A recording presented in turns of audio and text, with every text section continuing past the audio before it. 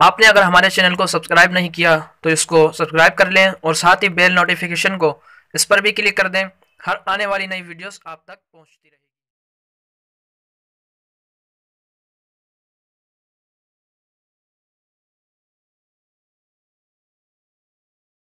الحمدللہ رب العالمین والصلاة والسلام علی سید الانبیاء والمرسلین۔ السلام علیکم ورحمۃ اللہ وبرکاتہ۔ آج ہم آپ کی بارگاہ میں بہت ہی پیارا وظیفہ لے کر حاضر ہوئے ہیں، اور وہ وظیفہ ایسا وظیفہ ہے کہ جو سمجھے کہ ہر کام کے اندر استعمال کیا جا سکتا ہے۔ آپ کا گھریلو مسئلہ ہے، قرض داری ہے، ناچاکی ہے، نا اتفاقیہ، بیماری ہے، الغرض کیسا ہی کتنا ہی مشکل کوئی سا بھی کام ہو، وہ وظیفہ الحمدللہ عز و جل یہ جو وظیفہ ہے ہر کام میں استعمال کیا جا سکتا ہے۔ کتنی بڑی سے بڑی پریشانی آپ کے پاس آ جاؤ، بڑی سے بڑی مصیبت کے اندر آپ مبتلا ہو جائیں، تو یہ وظیفہ آپ پڑھ لیں گے تو انشاءاللہ تبارک و تعالی آپ سے وہ بیماری، وہ پریشانی اور جو بھی معاملات ہوں گے وہ آپ کے انشاءاللہ تعالی دور ہو جائیں گے۔ مثال کے طور پر آپ کو کاروباری معاملات ہیں، آپ کا کاروبار نہیں چل رہا، کاروبار میں بندش آئی ہوئی ہے، آپ کے کسی نے کوئی نظر بد کا معاملہ ہے، کیسا ہی کوئی کسی بھی قسم کا کوئی معاملہ ہے، یہ وظیفہ کر لیں انشاءاللہ تبارک و تعالی آپ کے سارے معاملات حل ہو جائیں گے، ساری مصیبتیں دور ہو جائیں گی، ساری بیماریاں دور ہو جائیں گی۔ اور وہ وظیفہ کیا ہے؟ بہت ہی چھوٹا سا وظیفہ ہے۔ وہ قرآن مجید فرقان حمید کے 30ویں پارے کی سورت مبارکہ ہے، وہ پڑھنی ہے۔ کون سی سورت ہے؟ تو چلیے سنتے ہیں۔ وہ ہے سورہ کوثر۔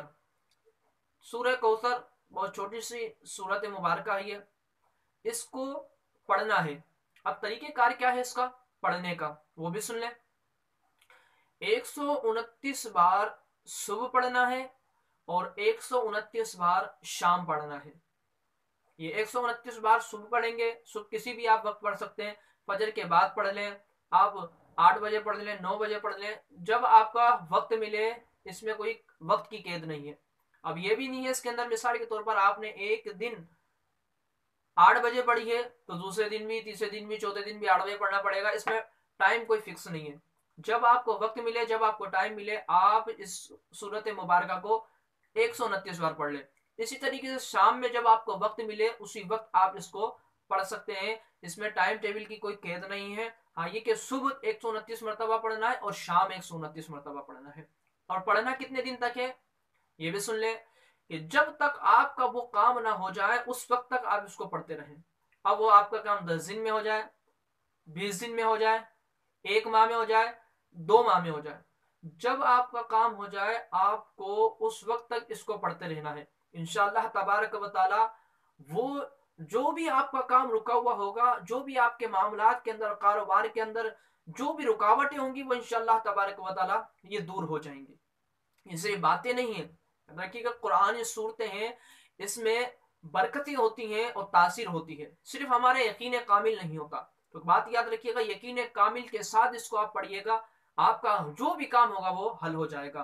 تو آج کے لیے یہی، انشاءاللہ تبارک و تعالی اسی طریقے سے ہم ان ویڈیوز اور قرآنی وظائف اور خوابوں کی تعبیر کے ساتھ ہم آپ کے ساتھ حاضر ہوں گے، اور انشاءاللہ علمی ویڈیوز، قرآنی وظائف اور خوابوں کی تعبیر جاننے کے لیے ہمارے چینل کو سبسکرائب کیجیے۔